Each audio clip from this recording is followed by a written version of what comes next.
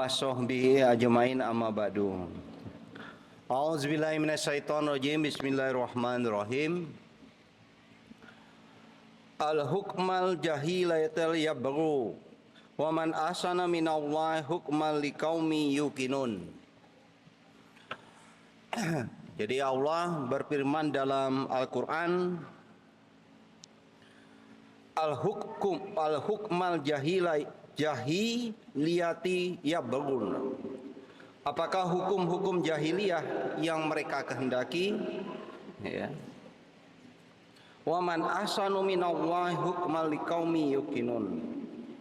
Siapa yang lebih baik daripada hukum Allah yang bagi orang-orang yang meyakini agamanya. Para jemaah Masjid Walidah Ahmad Dahlan yang saya hormati,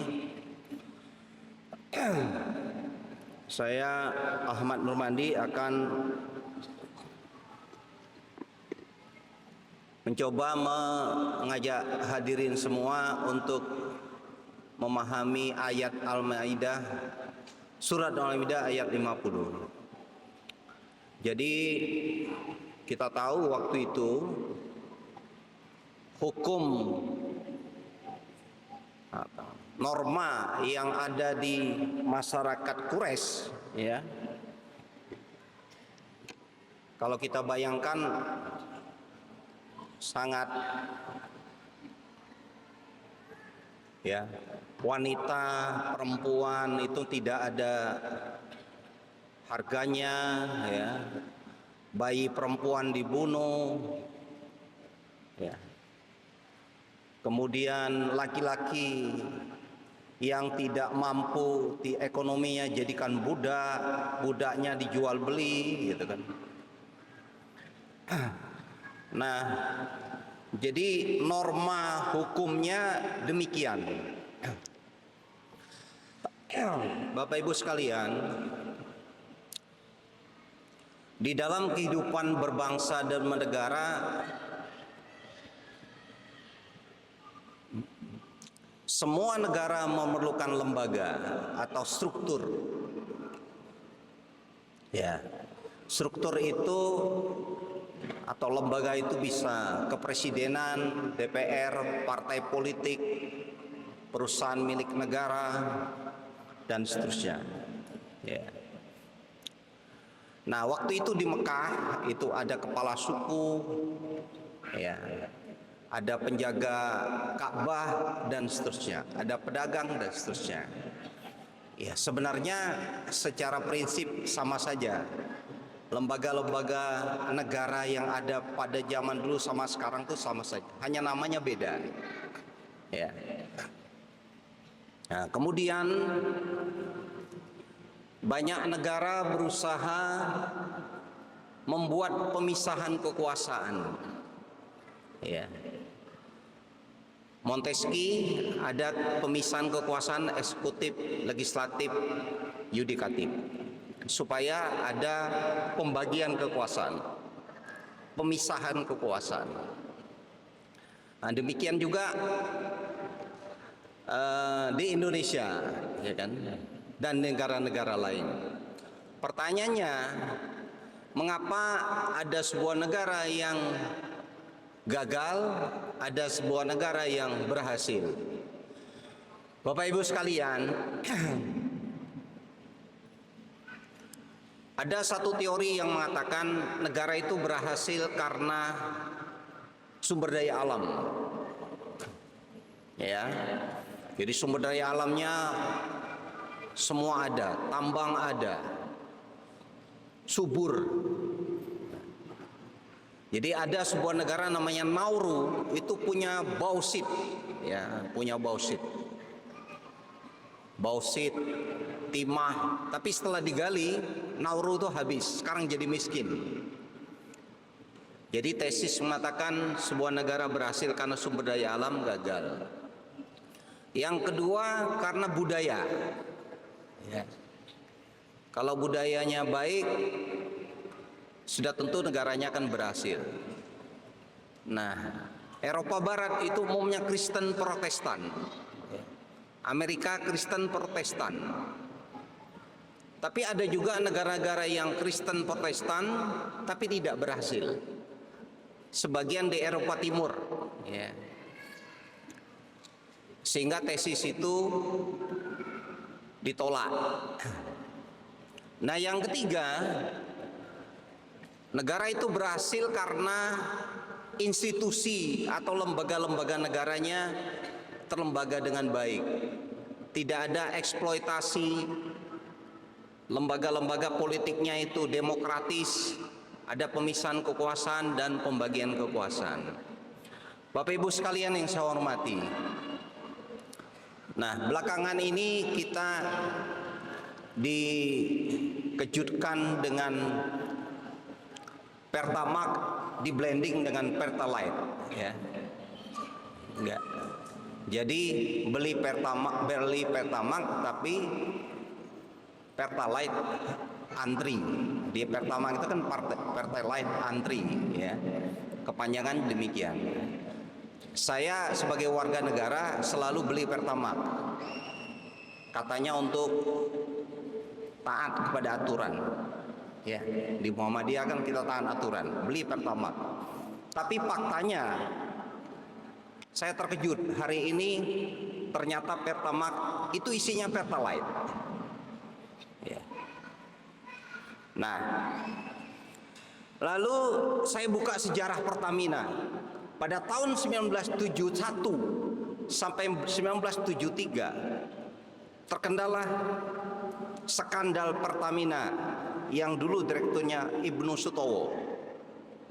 Ya, mungkin adik-adik yang belajar sejarah pernah tahu.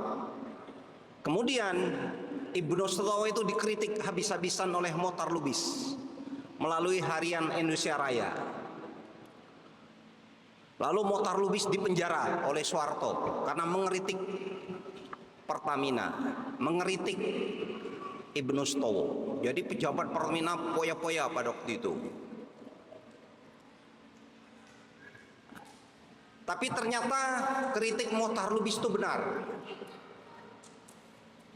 Lalu Ibnu Sutowo diberhentikan, dipecat oleh Soeharto karena terjadi korupsi, tidak bisa bayar hutang pada waktu itu. Ya. Jadi dari tahun 60-an, 70-an, 80-an sampai sekarang ya terus.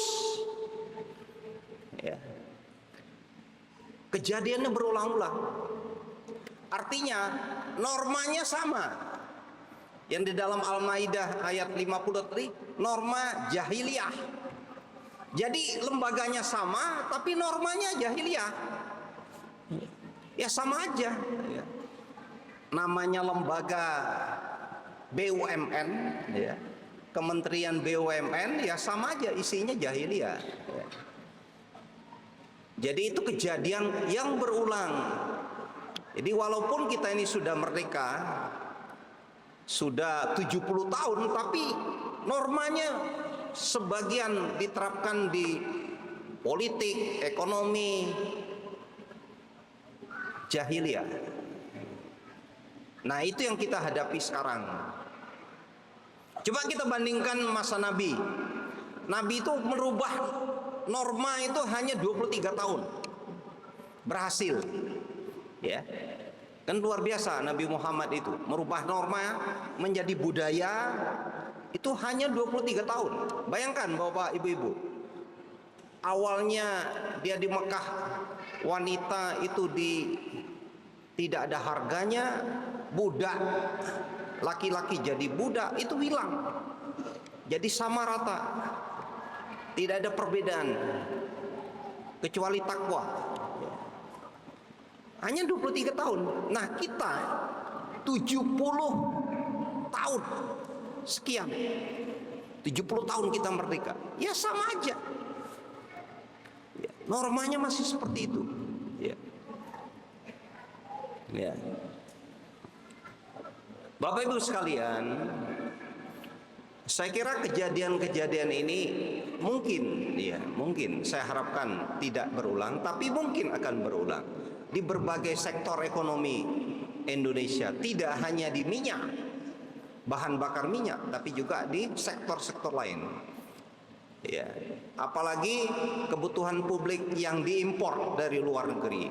Ya. Nah, kenapa terjadi demikian? Karena monopoli. Ya. Monopoli. Ya. Jadi kekuatan politik, kekuatan ekonomi yang monopoli akan menyebabkan kolusi korupsi. Pertamina itu kan monopoli. Ya. Yang ngontrol, siapa yang mengontrol, siapa yang dikontrol, siapa yang main, siapa yang dikontrol, kan nggak jelas. Ya. Nah, inilah kondisi kita sekarang sebagai dalam berbangsa dan bernegara. Bapak Ibu sekalian, universitas, Unisa, apapun universitasnya bertugas menyebarkan norma yang baik, albirri, kebaikan. Jadi harapan saya sebagai pendidik, juga harapan banyak orang, lulusan-lulusan dari sebuah universitas seandainya menjadi pimpinan di lembaga-lembaga negara, di lembaga-lembaga ekonomi, di lembaga-lembaga politik, itu membawa, menyebarkan norma-norma yang baik, bukan malah ya, bukan sebaliknya memelihara norma-norma jahiliyah ya, yang kita lihat sampai sekarang. Ya, semua direksi Pertamina itu lulusan perguruan tinggi yang paling hebat di Indonesia bidang teknologi. Ya. Tapi apa yang terjadi ya seperti itu. Nah, saya harapkan Unisa seandainya menjadi orang penting di negeri ini bisa menorba, ya, mengubah, menghilangkan norma-norma jahiliyah, kultur, ya, relasi yang jahiliyah di lembaga-lembaga tinggi negara, lembaga ekonomi penting negara, ya, sehingga kita bisa menjaga eksistensi bangsa Indonesia, negara Indonesia ini agar tidak semakin hari semakin memprihatinkan. Demikian yang bisa saya sampaikan, mudah-mudahan bermanfaat bagi kita semua dan bagi daya sendiri. Wassalamualaikum warahmatullahi wabarakatuh.